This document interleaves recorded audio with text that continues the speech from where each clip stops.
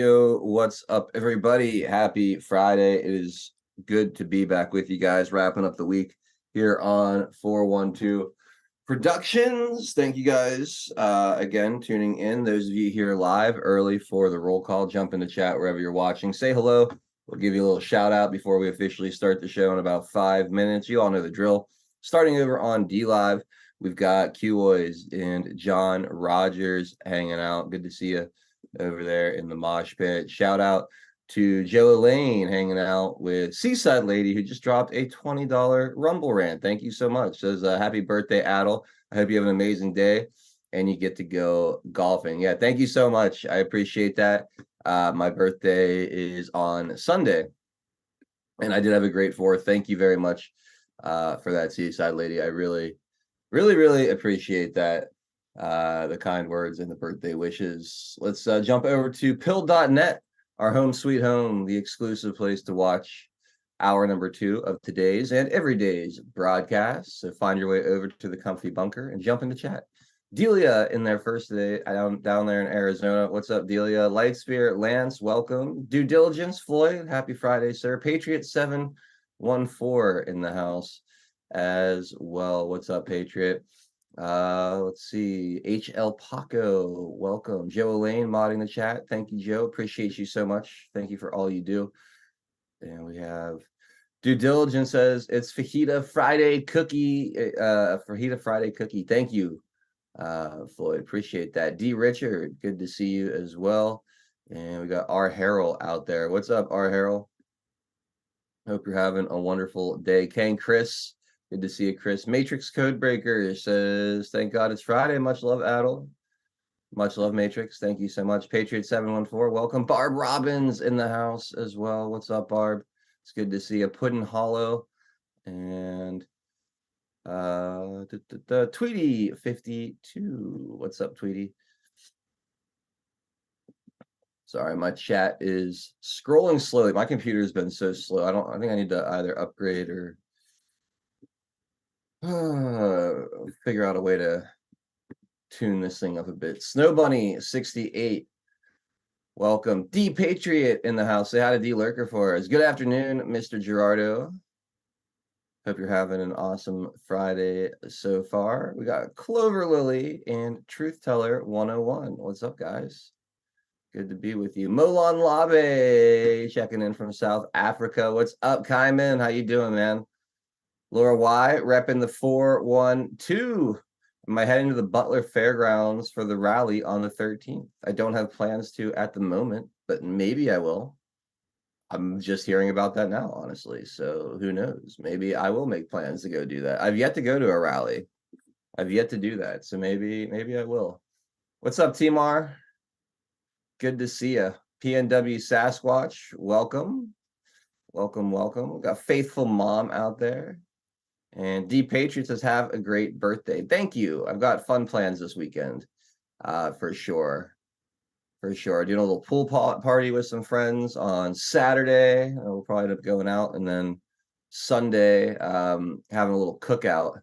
Just going to have a nice chill cookout to recover from Saturday with a bunch of my closest friends, family friends, and my closest buddies. So it's gonna be a fun little birthday weekend for sure. Ellie Freedom, thank you so much for the birthday wishes. I appreciate it.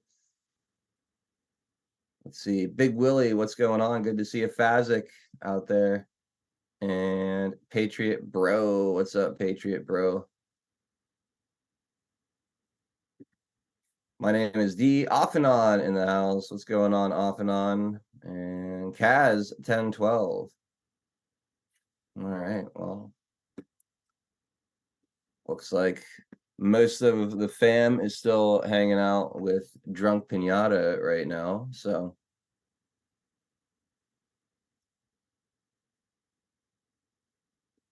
Laura Wise says doors open at 1 and it starts at 5 p.m. Well, Trump. Yeah, exactly. Thank you, Fazik, for the birthday wishes. I appreciate that. You too, Kaz, 1012. Tweety52 says, hope you have an awesome birthday. Thank you for the cookie. Matrix Codebreaker says, happy early birthday, ship. You have fun, be safe. Much love, Adel. Thank you so much. I really appreciate that. Really, really do appreciate that, guys. Thank you. It's going to be a fun weekend for sure. Thank you, Big Willie. I appreciate you. Again, all the birthday wishes, greatly appreciated. And yeah, since it's on a Sunday, I feel like it hasn't been on a weekend in a while. Gonna have a good time this weekend for sure. Thank you, Joe. Appreciate it. All right, guys, let's get this officially underway, right? We'll be right back. We will make America strong again. We will make America wealthy again. We will make America proud again. We will make America safe again. And yes, together, we will make America great again.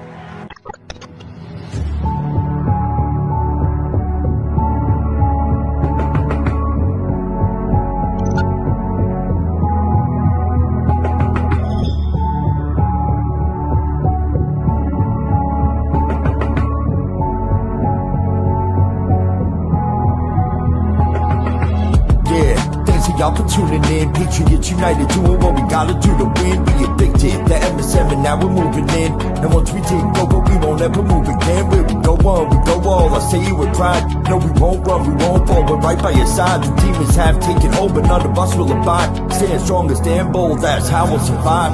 412 is the production, Monday through Friday, deplorable discussions. We're making it hard for the deep state to function. Every time they switch up the narrative, we debunk it. Adult hero is the power that's controlling the plight. With all you patriots behind them, cause we're all in this fight. So many rhyme for so long, but we're giving them sight. Trapped in the world of darkness, but we're bringing them light. You may even find yourself in a different life. A lot of us have, and honestly, that's perfectly fine. Because exactly where you are at this moment in life is where you're supposed to be at this moment in time. It's all by design, the patriots are holding the line. They must have lost theirs, thinking they're controlling our minds. So many trapped in mental prisons don't know they're confined. They're just slaves in the system till the roles are assigned. That's sad, the good news is that we're waking them up. They have monopolies on minds, but we're breaking them up. Everything you thought was news, they were making it up. When we ascend, all the tyrants won't be making the cut.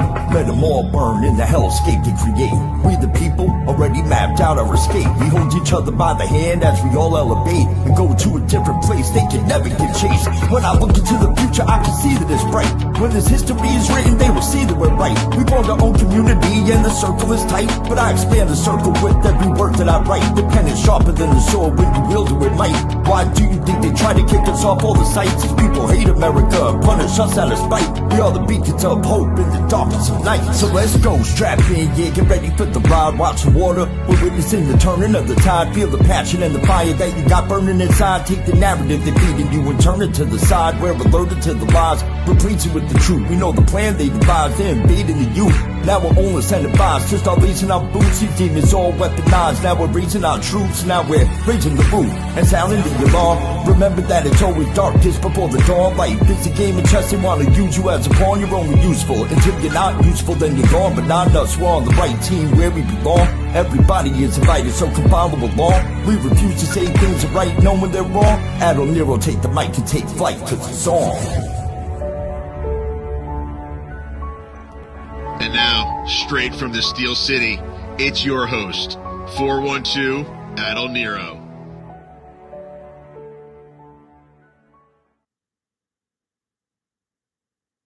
What's up, everybody? Happy Friday. Thank you guys again so much for joining us here on 412 Productions for another installment of Deplorable Discussions, wrapping up the week and wrapping up another lap around the track, and looking forward to spending the next couple of hours with you guys here shooting the shit, having some fun today. We're gonna have a good panel. I'm riding solo at the moment, but I'm expecting my OG crew. Well, maybe not. Looks like it's gonna be just me, Pinata, and then I think Maxinon might be joining the show as well. But we'll see. Right now, it's just yours truly riding solo, hanging out, having a wonderful time. I hope you guys had an awesome 4th of July. I hope you guys all were safe, had fun, saw some fireworks, ate lots of delicious food, celebrated with loved ones, and as always, have that perspective of how special and unique this republic truly is. I had an awesome time. Yesterday was my dad's birthday. We had a cookout. I golfed in the morning, had a cookout in the afternoon, and then after the cookout ended, went and saw some friends and watched the fireworks up on Mount Washington here in Pittsburgh. It was absolutely beautiful, having them going off with the city skyline as a background. It was super neat, and it was a really great 4th of July. So I hope you guys all had an awesome holiday as well. Donald Trump made a post, a 4th of July post here on True Social. We'll read to kick off. He said, "Happy 4th of July to all, including our highly incapable president who uses prosecutors to go after his political opponent, who choked like a dog during the debate, but tried to pretend it was international travel, only 12 days rest. And when the gig was up, he blamed it on a cold. Therefore, why would anyone say he's cognitively challenged? Also, respects to our potentially new Democratic challenger, laughing Kamala Harris. She did poorly in the Democrat nominating process, starting out at number 2 and ending up defeated and dropping out even before getting to Iowa. But that doesn't mean she's not a, quote, highly talented, unquote, politician. Just ask her mentor, the great Willie Brown of San Francisco. Someone else that I have to compliment is a deranged Biden prosecutor named Jack Smith, who has become a legend in his own mind for all the cases he has lost. The corrupt prosecutors are working hard for Crooked Joe, but it will never be enough. Make America great again." So that's from Mr. President Donald Trump, your soon to be 47th president of the United States. Absolutely savage. Well done, President Trump. There's Maxanon joining me here on the panel. What's up, Max? How you doing today? Good. Glad to be here. Happy 4th, everybody. Happy Independence Day weekend. A couple last minute things, but I'm glad to be here, and we got some exciting news and like Rise of Tire stuff to share later on. So don't skip out on the second half today, because don't want to miss out on it. Some of it is today only, so you must stay all the way to find out what it is. Interesting. But yeah, otherwise everything's been great. Amazing news. I mean, riding the ridiculous wave of wins. I've been lurking and listening every day to all the shows that you've had, and man, we are living through incredible, like we couldn't even tell ourselves 10 years down the road. I'm like writing down every day like the weirdest headlines possible, because there's no way I would even believe this 5 years ago or 5 years from now, the amount of stuff we deal with on a daily basis and how crazy all of it is. So what a time to be alive. Yeah, it really is. You're right. The headlines are super weird. You see paradigm shifting constantly at rapid rate. It's pretty interesting stuff for sure, and it's fun to be doing this and breaking it down. Thank you, Thumper Rose. I appreciate that. Again, thank you to everybody wishing me a happy birthday this Sunday. So thank you very much. Happy birthday! That's awesome. Oh, thank you. Yeah, 37, Max, turning 37. So I found a gray hair yesterday. I was very sad about it. I was like, trust me, I could really, I don't know if it's genetic, but I started getting those in my 20s and it freaked me right out. But I'll be 36 later this month. So I kind of feel what you're going through. It's a thing. I don't know why this one makes me feel a certain kind of way, but it's good to be with you all again. Let's take care of our sponsor here, and then we'll jump right on in to some of the news and headlines and whatnot. First, I gotta say, great shirt though. That's a nice shirt. Yeah, guys. Maybe 37, doesn't matter how old you are. You looking good in that shirt. That's awesome. Yeah, that's my Rise of Tire USA 412 Productions golf polo. Absolutely love these things. Like constantly wearing them on the golf course, and I get all kind of compliments on them. So make sure you grab yours. RiseOfTireUSA.com. Check out the 412 Signature Series, and the promo code is WTP Rise for 10% off. Duppy says it's wisdom, goofball. Yeah, it's something. All right, let's take care of our sponsor, earthgardenbotanicals.com. We love Jolene. We love her product. She's amazing. She is absolutely fantastic. Patriot. She's a health coach, herbalist, total genius. These products are amazing. Check out the CBD and hemp products like the CBD oil tinctures, all the ingredients for which are locally and organically grown on small Montana farms. Flavors like orange ginger bergamot, huckleberry, cinnamon bliss, peppermint cherry. Unflavored is very good as well. You got your CBD oil for pets, Delta 8 R&R nighttime gummies, your topical cream for your sore joints and muscles, and arnica salve with CBD infused or without, if you prefer it without. You get your elderberry tonic to boost your immune system, fire cider to clear your sinuses, white pine needle extract to help detox the body, or get the white pine needle or the sunshine and pine needle tea if you prefer.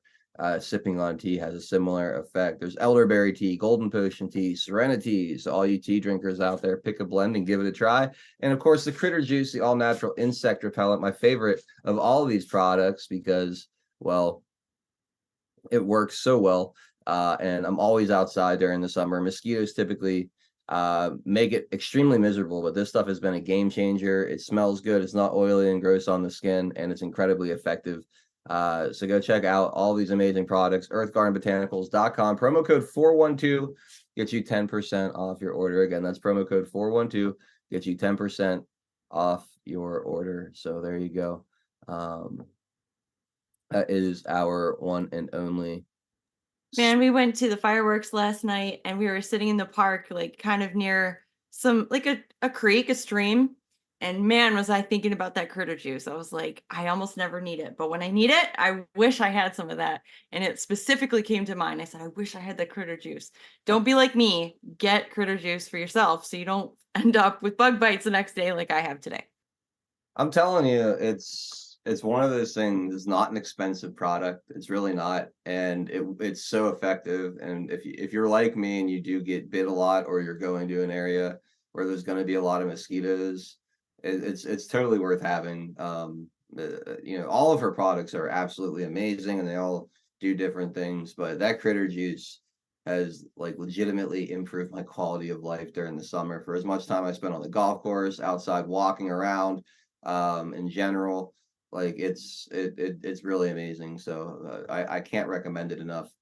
All right, so Max, I mean, we haven't had you on in a little while. Just your general thoughts on the debate, because I want to start with more debate fallout. I've got a bunch of stuff about polling as far as who wants them in, who wants them out, different quotes from different people calling for different things. Like I've got a bunch of stuff I want to get into in the early part of the show. So since we haven't had you on since last Thursday, and we haven't really heard your overall thoughts on this. Like what was your reaction to the absolute shit show that was last Thursday night?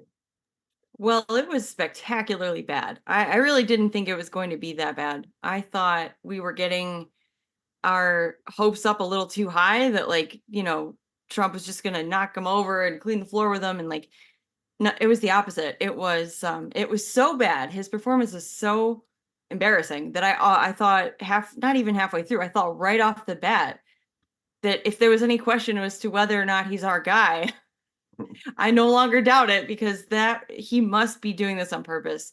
It was absolutely incredible. But, of course, the other half of the story is the media's reaction to it. And that has also been equally as fascinating to watch unfold, because it's the thing that I keep saying, it's like nothing has changed since before the debate. Biden has been this bad the whole time. He's not different. Nothing new was learned. Nothing the media knew. They knew that they knew they were lying for him and covering up for it. They last week or 2 days before the debate, they were saying this is a cheap fake, that you're making Biden seem or look old and weak, and he's totally not. And then within 30 seconds of the debate being over, they are in lockstep, or at least that night they were in lockstep, all completely coming down, attacking just the most like savage anti-Biden, takedowns we've ever heard from the media, which was, a small satisfaction to hear, but you could tell that they've been wanting to say it for a long time, and now for some reason, someone has finally given them permission. And I don't know if that was just the nature of the debate happening, that once they knew that this was going to happen, that everybody was going to be okay to finally call it out. It's just a matter of trying to figure out whose op is this? Was it, whoever's controlling the Biden team? Are they black hats? And if they are, did they do this to what end? And if they're white hats, then it's going well, but what's next? Like it's very interesting, and I keep taking note of each player and each faction of the D and the deep state, and just watching who's saying what and what can they do legally. How many laws might they have to break to get what they want right now? Will they be able to do anything?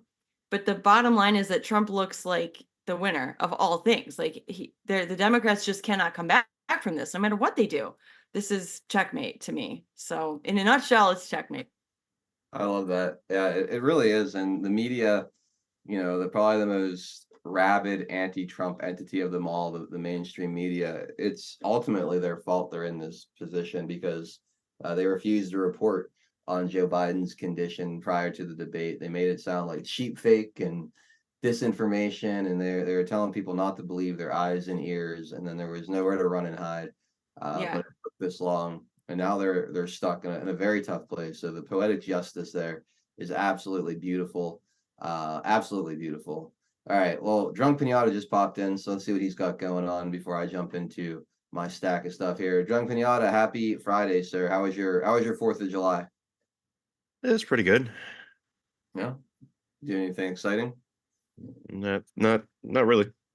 Okay, well, how was your show today? Pretty good. It's been pretty slow ever since because of the July 4th holiday, so a lot of their anchors were off. So, but we managed to get through.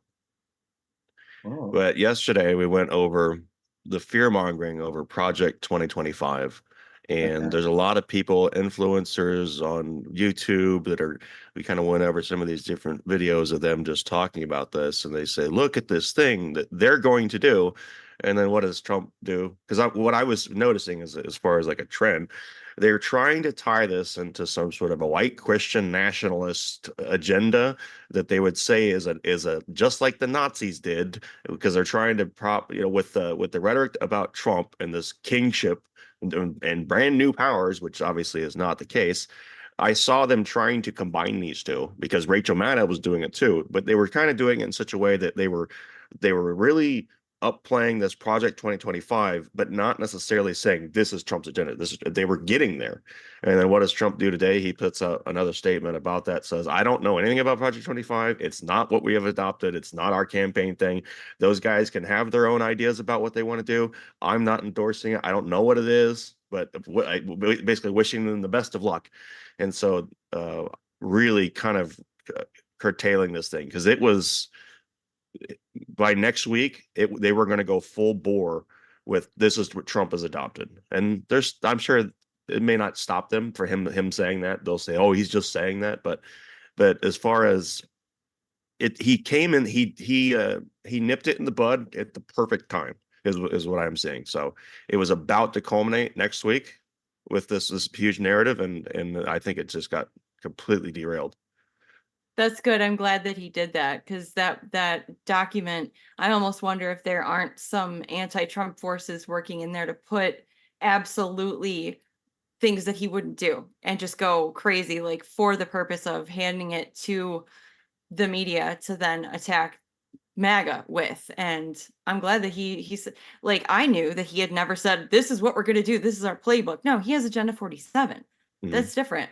Yeah, so I'm really glad to hear that he for a while they this. try to conflate the two. They try to say, oh, Agenda 47 has adopted the everything from, and that's not the case, Yeah, it's funny too. Like I know somebody who they're definitely more on the liberal side of things, and we were talking, and they were like, have you heard about this Project 25 that Trump wants to put in? Basically, it sends women back to the 18th century and things like that, and they were very, very worked up about it, and it was hard to have much of a productive conversation beyond that because they were so unbelievably triggered by the idea of this Project 25. Now, I haven't See, it kind of missed me a little bit for a while because I knew about it.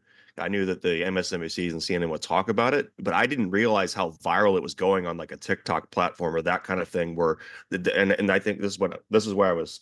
This is what I meant. They had parallel kind of propaganda campaign with that. They were talking to people about it, but they weren't really talking about it seriously.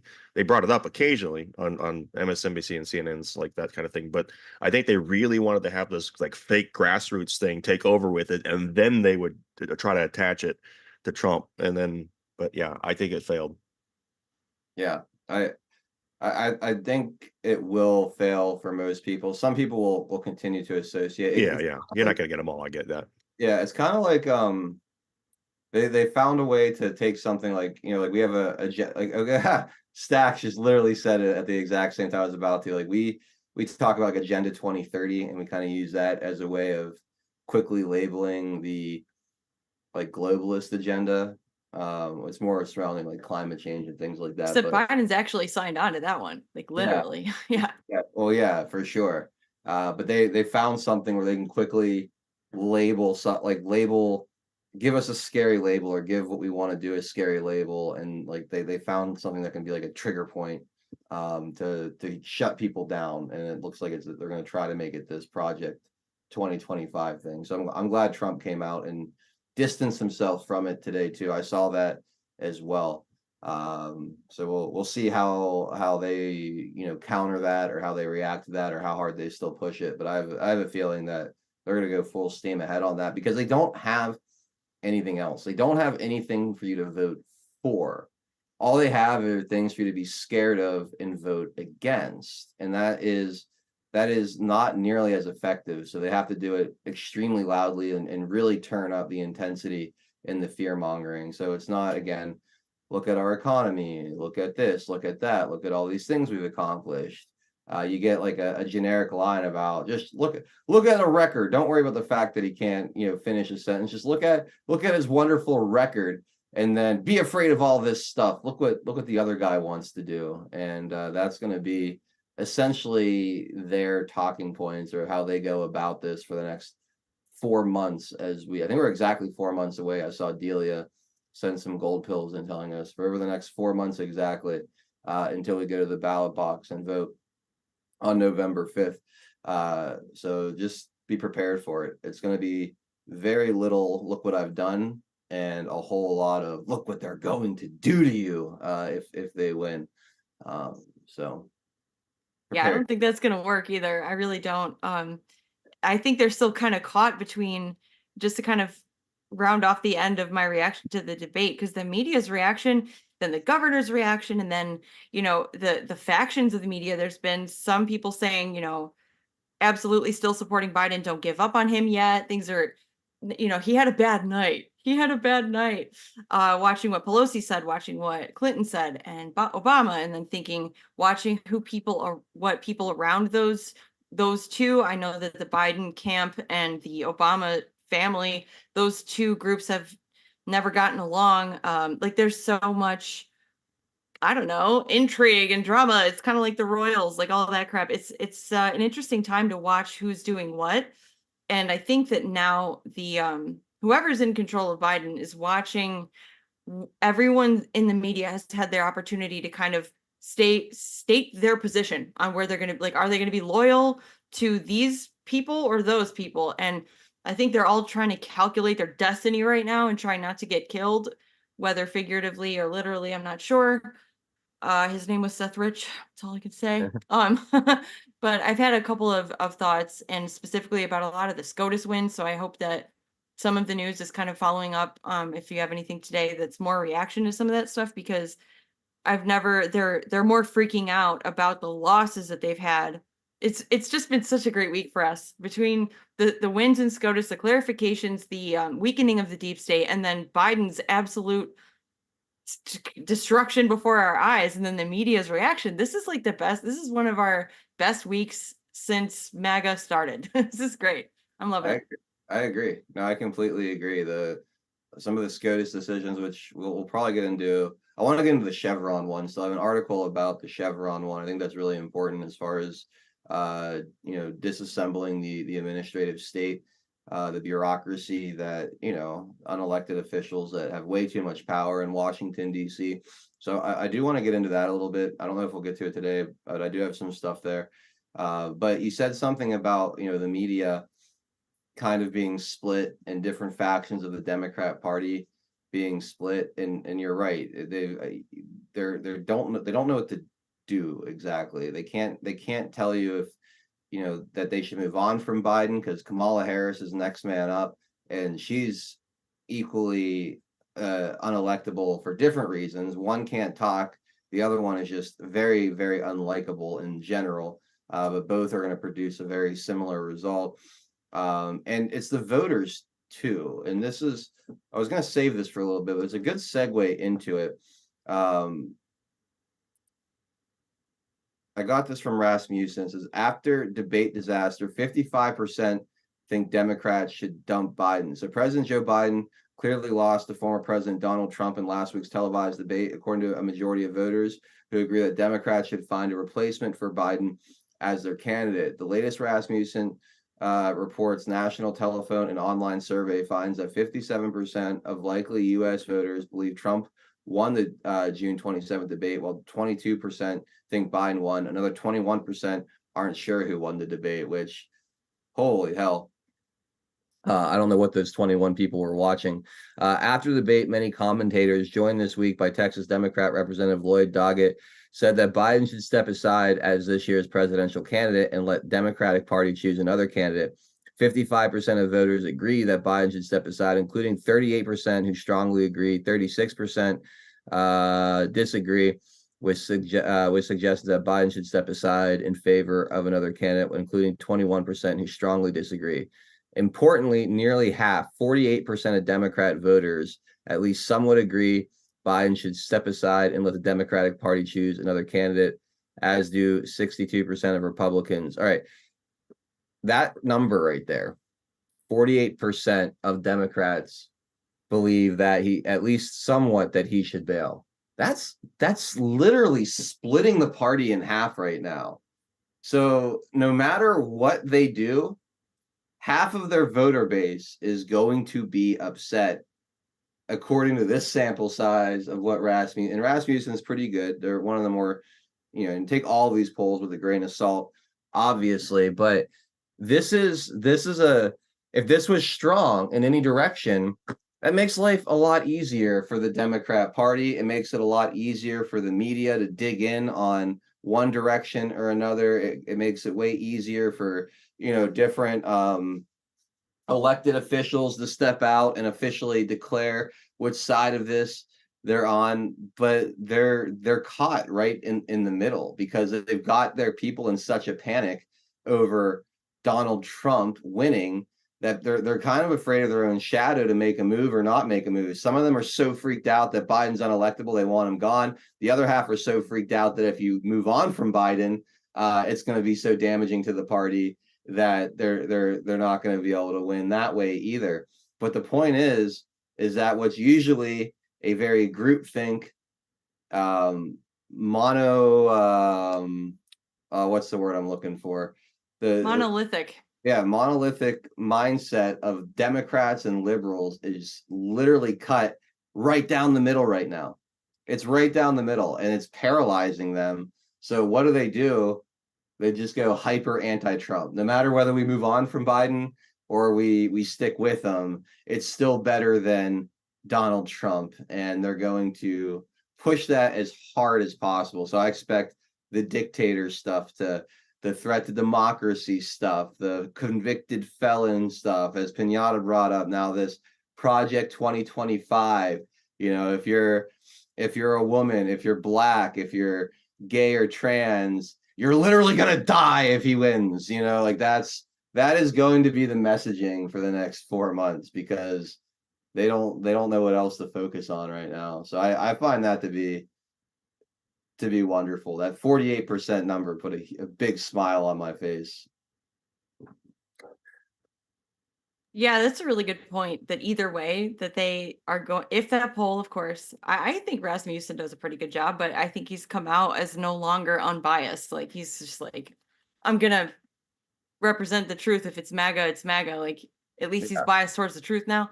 But if that poll is true, you're absolutely right. And it's a great point that half of them are going to be mad, and that they had, okay, this is going to kind of bring back, and maybe we'll, I can't imagine talking about anything else. It is the biggest like existential moment of this term 2 for President 46, whatever you want to call this operation that we're witnessing. This is this pivotal turning point moment that we're all living through. And it's fun to speculate because who the hell knows what's going on? It is a dumpster fire out there, and they're acting like it, not us. Like, they're the ones acting like it. And to me, all of this is a big indication of how can they possibly be in control at all of their, if Biden's their guy, even a puppet, and whatever, they don't even seem to know how to message about it, what the Biden camp wants them to say or doesn't. Like, this to me all indicates what my, especially Adrian Rise, he has said from day one that no matter what happens, they won't be able to replace Biden. I believe that too. Maybe not as 100%. He's 100%. I'm like 90%. I think that that's true. I just want to prepare myself for any, battle ready for whatever they want to do. How do we as Rise like attack that next? So we've got, but I do think it's interesting that the Trump campaign has started attacking Kamala about 2 or 3 weeks before the debate. So I think that they knew that at least the only next option, like all this talk about Michelle Obama, just sounds so ridiculous to me. Like, anyone other than like legally where they can go on the ticket with, when the fact that they just had primaries with their democracy and everybody just voted for Biden. Like, there are so many aspects to pick apart with what's going on right now. So I don't think that they can replace Biden. That's my favorite one, Max. Honestly, that's Yeah. my favorite one. Is these people want to throw away the results of their own primary, the primary that they didn't even want to have to begin with, all the while lecturing the entire country about the importance of democracy. And now they want to throw out the results of it because now they don't think they can win with the guy that, let's face it, they selected on behalf of their followers or their party, whatever. Because the media is the Democrat Party. The Democrat Party is the media at this point. But they picked this guy basically for them. They get Klobuchar and Buttigieg and all these guys to drop out right before Super Tuesday. They select him for them. They're stuck with them, and now they wanna go and pick a different person again without involving their actual voters. All the while lecturing the entire country on democracy and the importance of democracy. These fucking people and the idiots that continue to listen to them and take them seriously and be influenced by what they have to say, they deserve each other. They deserve each other at this point. Honest to God, like, if you're still out there watching them and trusting them after just the blatant hypocrisy and contradiction of logic and values that they put on display night in and night out, is it's incredible to me. You just really have to have your brain completely turned off.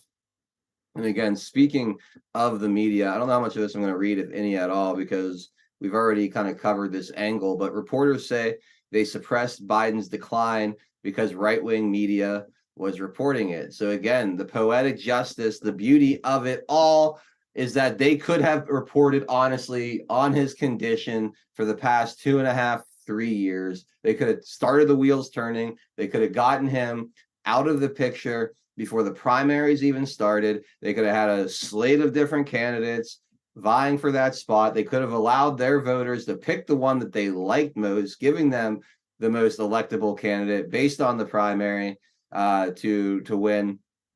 But instead, because people like us were making videos of him, as Shane Gillis said, turning into a Roomba after every speech, fucking up the teleprompter, reading things like repeat the line and quote over and over again. Just because we were doing that and having so much fun memeing this senile, pedophile, corrupt piece of shit to death, they wouldn't report on it. They wouldn't give us the win. They were incapable of giving us the win. So what do? They lie. Don't believe your eyes and ears. That guy's perfectly fine. It's just right-wing propaganda, right-wing misinformation, cheap fakes, they said, cheap fake videos, out of context, selectively edited videos. And they did that now for 2 years, 3 years, as this man continued to deteriorate in front of your eyes.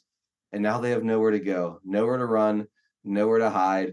Joe Biden is their man, or at best they pivot to Kamala Harris, another person they pushed for as a DEI hire, not because she was likable, not because she had a good record or any level of success in Washington, D.C. to speak of, but because she was a woman of color. She checked the immutable boxes that look good after the George Floyd riots. Ironically, her record with locking up Black people in California is absolutely atrocious as well. She's as hated as they come in Washington, D.C., and as unelectable as they come as far as a presidential candidate. So they're stuck with these two because they couldn't get out of their own way. And the mainstream media is so largely to blame for it all. And they have to sit there and react to all of this now. They have to sit there and essentially apologize to their viewers for giving Donald Trump very, very weak and easy competition in the 2024 election. It just makes me wonder the whole time, like like you said, you got to look at this like it could be both things can be true until we know which one it is. It's like a Schrodinger's cat thing. Like if they could have gotten rid of Biden from day one, like let's imagine it was the White House that said, no, you have to run with this guy, or we're just going to out all of your blackmail, all of the crimes you've all done. We're going to just do this overtly, or you can have your presidency. Go ahead. You can be president. You can be president, but it's going to be Biden. And these are the things he's allowed to do. And these are what are not. And I don't know how many people know about it. I really don't. He might have even died. I don't know. He doesn't look like a real person half the time. But if that's the case, then why wouldn't they get a better actor or a better, unless it's not up to them. So I don't know. I don't want to go, from as far out there as you want to go that he's a clone, a robot, a regular just CIA guy in a mask. They've been doing that for decades, like very, very effectively. So it could be any of those crazy things, or it could just be that they don't have control over him and he's falling apart. Either way, I still feel like they have no control. They're not unified. And we have dealt with for years being on the defensive of this kind of unified, deep global state of like the octopus that had its, lockstep in all ways that came into our lives. And we had a really hard time fighting against that for a long time. Now they are scrambling and cannot even get out. They can't stop tripping over themselves, because if they go after Biden, then they're screwed. If they don't go after him, they look like they lied. If they did say, well, we didn't tell you the truth about Biden because we didn't want the right to have a point, but that means you can't trust anything we say because we've been lying to you for 3 years. But we also just found out that Biden's old. We just found out. We totally just found out with all of you. So it is glorious. Like that is the definition of embodying a checkmate and just watching. I can't imagine this was anything other than 5D chess of some genius variety, because it's too perfect. It's like just too perfect. You can't plan this stuff, or maybe you can. I don't know. Well, that's what I've been saying for quite a while. When Tian and I go back and forth over whether or not it will still be Biden in November or not, my theory was always like, if there is a plan and these moves, counter moves, this chess game being played, wouldn't you want to position them into a spot where they had to stick with Biden?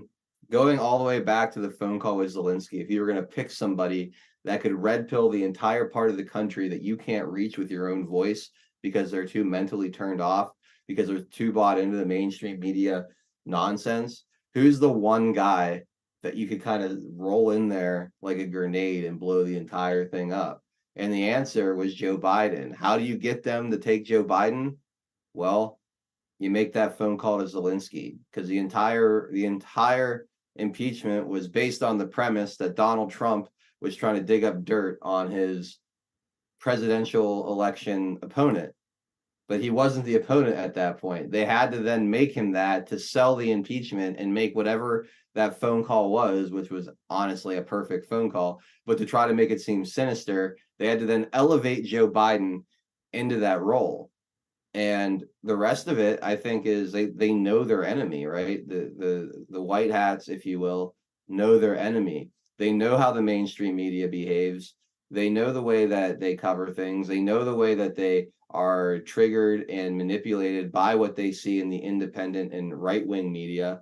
And I think that it was just one little nudge at a time bringing them to this point to where it's like, oh shit, we're in a corner right now and there's nowhere for us to go.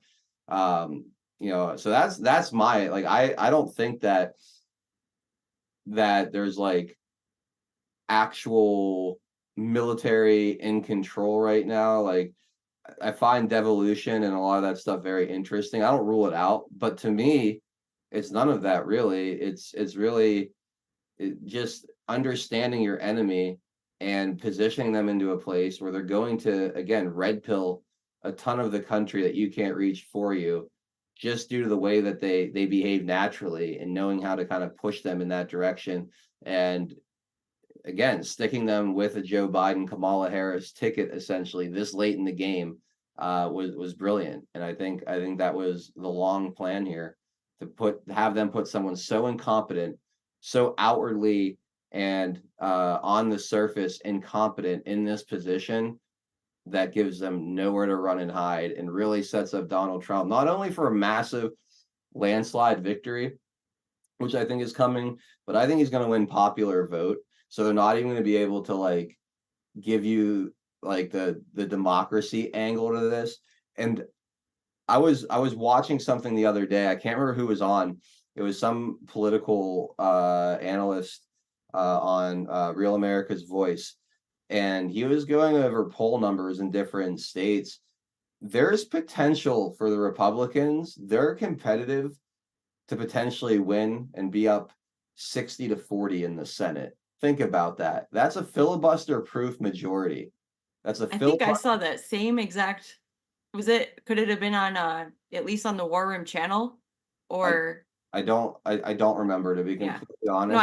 I saw the same thing and I thought the same thing, and they were same guy was saying that there's a a a Trump lead in states that have been Democratic strongholds like New Hampshire, Virginia, that things that they thought New were swing Mexico. states. Yeah. New Mexico, yeah. There's things that they thought they were stealing enough counties to become swing states or purple states that are definitely just red now, like North Carolina, like obviously Georgia, like there is no chance. And then the leak came out of the Biden campaign earlier in the week that was the internal polling that they normally don't show. It had Trump up 10 in like every state. Mhm. So I'm sorry to interrupt. You were saying about a veto proof majority in the Senate, Not veto proof, because you or need filibuster proof. Sorry, filibuster proof. filibuster proof, which you Yeah. wouldn't need a veto proof with Donald Trump signing the bills. So it's pretty interesting to see how this is all played out. And who knows? I mean, you get a 15-20 seat majority in the House, you get a solid, filibuster proof lead in the Senate.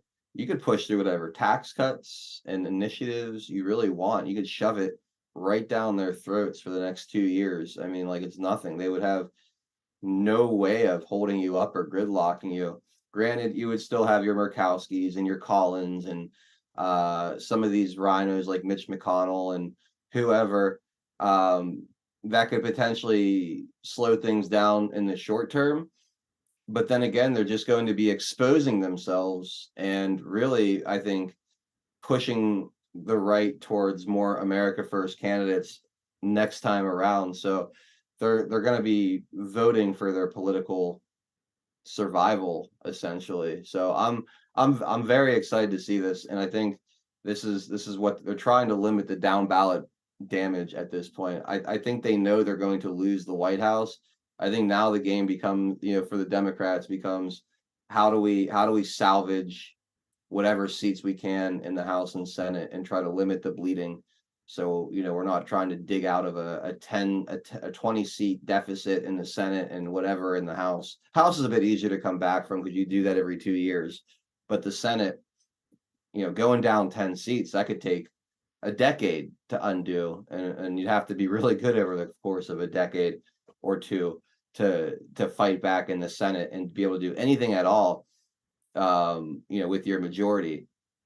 or if you were to recapture the White House. And when you talk about the movement having and lasting beyond Donald Trump, building that massive lead in the Senate is a great start to kind of bolstering whatever's done into the future beyond Donald Trump, because we see how long it takes and how hard it is to move seats along in that Senate. So a major political realignment in 2024, and then hopefully a continuation of that in 2026 for those midterms as well, is going to be extremely important to the next 20, 30, 40, 50 years of where this country goes. All right, let's get into some of these articles here. There's all kind of stuff around this. His hands feel cool, eerily cool. That's why they said he was 40% dead. Democrats and White House have been hiding Joe Biden's cognitive decline. So Chunk Uygur commented on Olivia Newsy's bombshell report about the White House hiding Biden's cognitive decline. Newsy's piece, The Conspiracy of Silence to Protect Joe Biden, the President's Mental Decline, was like a dark family secret for many elite supporters, is the first honest report on Joe Biden's cognitive decline. The legacy media lied to the American people for years, knowing Joe Biden was suffering from severe dementia. Now they are finally coming clean. But behind the scenes, powerful elites and well-connected people knew that the current Joe Biden was a husk of his former self. They even played guessing games to decide how dead he was. Take a listen to the chunky yogurt man himself. So Olivia Nuzzi has a amazing article in the Intelligencer where she's talking about all these interactions with Biden, donors, reporters, etc. They did a guessing game by the end of one of the interactions. What percentage dead is he? Oof. And they landed on a consensus of 40% dead. Now, why do they say that? I know that's super harsh. And by the way, before the debate, nobody's reporting on that. Nobody's reporting on the truth. After the debate, they have some degree of permission. Now people begin to tell you the truth. People are shaking his hand, and it's really warm in that room, according to the reporting. And his hand feels cool, like eerily cool. Now you can say, hey, that's just the impression of one person, except it was the impression of everyone. That's why they said he was about 40% dead. Okay, you can say, hey, maybe not everyone, a lot of people in the room, but some people thought he was fine. Okay, no problem. I wondered, wait, who's actually in charge of the country? Like, that's what Republicans are asking. That's what the top Democrats who have met with Biden are now asking. They're like, who's in charge of the country? Because it ain't this guy. He has a blank stare, sometimes just can't talk. And then this is the killer part of the story. So at one point, a donor comes and he's frozen and he can't talk. And she says that the person says something and he doesn't respond. And Jill Biden whispers in his ear and tells him what to say. And then he just repeats what the first lady said. Okay, well, now we know the first lady's in charge of the country.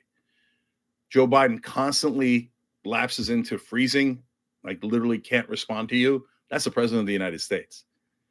He says he can't function after 8 o'clock at night. And we can't tell if he's joking when he says, oh, don't worry, the only thing that's at fault is my brain.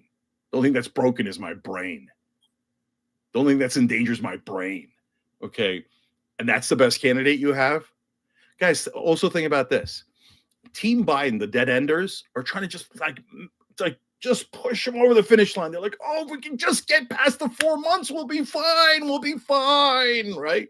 Will you? How about the next 4 years when he has to actually govern?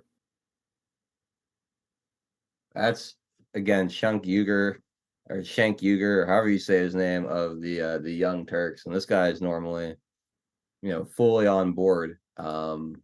He's had it. He's pissed. He understands exactly what the media and the administration has done to put them in this position. He's guilty of it too. I mean, he can act all indignant in this moment, and that's fine. He's willing to call it out now. But no, he does this every time there's like something where they can show the media was lying. They'll say, we were telling you the truth the whole time. We were saying that the whole time. That he exploits it. Yeah. Yeah. So I mean, he's trying to make himself seem like he's an independent voice, but in all reality, he's really not. All right, and then he was referencing this right here. I feel like we should cover this as well. Biden tells governors, "My health is fine. It's just my brain," but says he needs to get more sleep, work fewer hours, and not do events after 8 p.m. So let me get to the thing. So the New York Times expert, President Biden told a gathering of Democratic governors that he needs to get more sleep and work fewer hours, including curtailing events after 8 p.m., according to two people who participated in the meeting and several others briefed on his comments. Mr. Biden said that he told his staff he needed to get more sleep. Multiple people familiar with what took place in the meeting said he repeatedly referenced pushing too hard and not listening to his team about his schedule, and said he needed to work fewer hours and avoid events after 8 p.m., according to one of the people familiar with what took place in the meeting. After Governor Josh Green of Hawaii, a physician, asked Mr. Biden questions about the status of his health, Mr. Biden replied that his health was fine. It's just my brain, he added, according to three people familiar with what took place. A remark that some in the room took as a joke, but at least one governor did not and was puzzled by. Jen O'Malley Dillon, Mr. Biden's campaign chair who attended the meeting, said in a statement that he had said, all kidding aside, a recollection confirmed by another person briefed on the meeting. Miss O'Malley Dillon added, he clearly was making a joke. CNN confirmed the Times report. So, yeah, it's just my brain. Yeah, I love how he says he should have been working less hours. Like the dude's been on vacation over 40% of his entire. I mean, he stopped. It was first Delaware on Fridays, and then sometimes it would spill over to Monday, but then it would be like Thursdays and Fridays, and now it's just straight up like Wednesday. He works Monday and Tuesday until like 4 p.m. with 2 things on the schedule, but he should really be working less hours. Like that's. The media even asked Jean Corinne Pierre, Yeah. the historical figure herself, what does Biden do before 10 a.m. and after 4 p.m.? Like they even asked him that question in a news briefing or a White House press conference. That's where we are right now. You have reporters asking the press secretary how the president is spending his time outside of 6 hours of the day. It's 10 a.m. to 4 p.m. I mean, I'm not a mathematician, but I'm pretty sure that's a 6-hour workday. 6 hour. How long do you guys work per day? What's your work day? Did you get away with 6 hours? Anyway, more here on the fallout. Dementia Joe's days are numbered. The Economist publishes brutal cover tosses old Joe under the bus. Look at this. It's the presidential seal on a walker. It says, no way to run a country. Oh, the pun. So funny. They're screwed. The report begins. The presidential debate was awful for Joe Biden, but the cover-up has been worse. It was agony to watch a befuddled old man struggling to recall words and facts. His inability to land an argument against a weak opponent was dispiriting. But the operation by which his campaign to deny what tens of millions of Americans saw with their own eyes is more toxic than either, because the dishonesty provokes contempt. And my response to this, Mr. whoever is writing this for this publication, the Economist, is like, why weren't you reporting on it? All these people coming out being like pointing fingers at each other like the Spider-Man meme. Like, we all saw it. We were making memes and joking and laughing and torching this guy since before the debate in 2020. We were laughing at the fact that this guy was a total bumblefuck dementia patient that had no business running for president. You hit him in the basement. You LARPed him in the office using voter fraud, mail-in votes, drop boxes, mules, shoddy voting machines, whatever it took. You got him in there. He speaks to the media hardly ever. He doesn't take questions. Everything's pre-written out for him. You've seen him read a teleprompter for the past 4 years. You've seen the gaffes. You've seen the stumbling, the falling, the frail nature of this man. It's not like the debate was the first time we saw this. It has been on full display for the better part of 5 years now. So when you see The Economist or Chunky Yogurt or the Huffington Post or the New York Times acting like, how dare they deceive us? Like, are you fucking kidding me? It's amazing. I Absolutely. don't think it's going to work. I mean, it'll only work half of the time, right? And that means what's left of their audience, half of them now will be like, what else are they lying to me about? Or this is bad enough, or I can never believe you again from this point. Like, you've always been telling the truth, but from this point on, I won't believe you. Like, they're screwed. This is absolutely another death blow. Like, if we thought the last time around was that this is perfect media landscape to be going into the election of our lifetime. Like, good luck lying and convincing anybody of anything. Yeah, absolutely.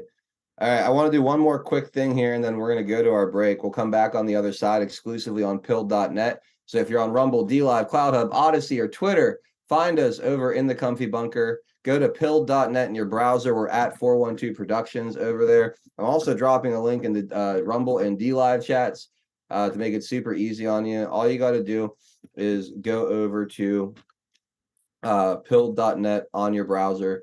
You'll see all the live streaming channels on thumbnails. Left-hand side of the screen, if you're on desktop, they're up at the top on mobile. We are that black and gold one. Again, the channel is 412 Productions. Click on the thumbnail and you're in. But I want to play this real quick, and then we'll go do our video. Come back on the other side. We'll read your gold pills and donations. And we got to hear from Maxinon about what Rise of Tires got going on. Apparently, some exciting stuff. I'm excited to hear about it.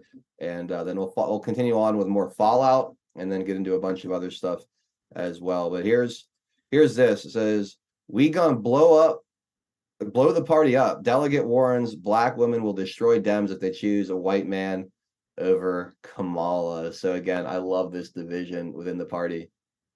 First of all, Stephen, who are we agreeing? There's a long list of Democrats: Kamala Harris, Gavin Newsom, Gretchen Whitmer. The list goes on and on and on. You've named 4 or 5 people. Where is their consensus? You've got to build consensus, and there is not consensus right now. If you pick a white man over Kamala Harris, black women, I can tell you this: we're going to walk away. We're going to blow the party up.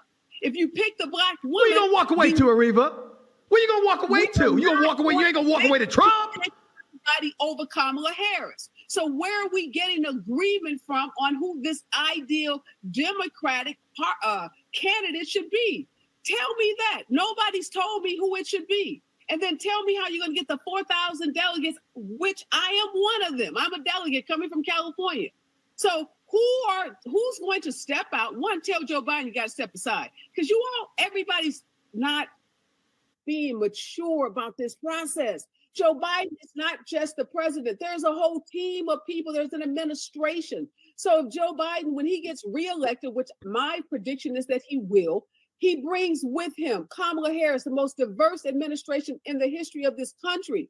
Y'all need to just stay the course. We got more black judges appointed under Joe Biden than anyone, even President Barack Obama. That is not the point, because we're not, once again, hold on, Ariva. We are not. I don't know anything about sports, but I know you don't give up on your star player in the middle of a game. Okay, excuse me, time out. Let me explain to you. I can give you a host of examples of when teams have given up on a star player that has gotten a bit too old and beyond his prime. It happens in sports all the time, not just with coaches, but also not just with players, but also with coaches, and also with executives. That's absolutely not true. You tell me why every Democratic primary that has taken place between the time Democratic primary started this year until today, Joe Biden has won those primaries. If all of these Democrats wanted someone other than Joe Biden to be the candidate on the ballot in 2024, they had an opportunity before June of 2024 to make that a reality. And I don't know about all those sports figures that's been changed in games. I'm going to take your word for that. But I bet you they weren't almost at the finish line when you decided, let's change them out. We are almost at the finish line. We have an opportunity to save this democracy. And I bet you blow up Joe Biden, you might as well give Donald Trump the keys to the White House and let him start. They are so divided. They're yeah, it's fantastic. I love seeing this right now. I really, really do. All right, got to play our transition video here. to pill.net. So we're gonna go exclusively there. We'll come back on the other side. We'll comment on that video. We'll get into a bunch of other stuff. Plus, again, we'll hear from Rise Attire, everything they've got going on here today, and tons of other stuff. So find your way over to pill.net. We'll be right back. Pill.net is proud to host 412 Productions, exclusively on the true home of free speech. To continue watching the show, we are here to help you over to Pilled. If you're new to the platform, just click on the welcome link provided. It will then automatically walk you through signing up for your free account. If you already have a Pill.net account, follow the link provided directing you straight to 412 Productions channel. We are excited to have you join the Pilled family, and if you have any questions at all, please email support@Pill.net. Enjoy the rest of 412 Productions on Pill.net. Free speech lives here. All right, we are back. As always, a big thank you to everyone who popped over to pill.net for hour number 2. We really appreciate you guys who do that. Hit that red pill button for us, please. Repost the show as well. Share the link out there wherever you can. And again, just thank you to everyone who did make the flip over. But if you're not going to join us, no worries. We'll be back on Monday, kick off another week. And I believe we're going to have Scott of Woke Societies on the show on Monday. So it'll be a fun way to kick off next week. So jump on over pill.net at 412 Productions if you want to keep hanging out with us. Otherwise, I hope you have an awesome weekend. And we'll see you guys on the next one. Have a great day.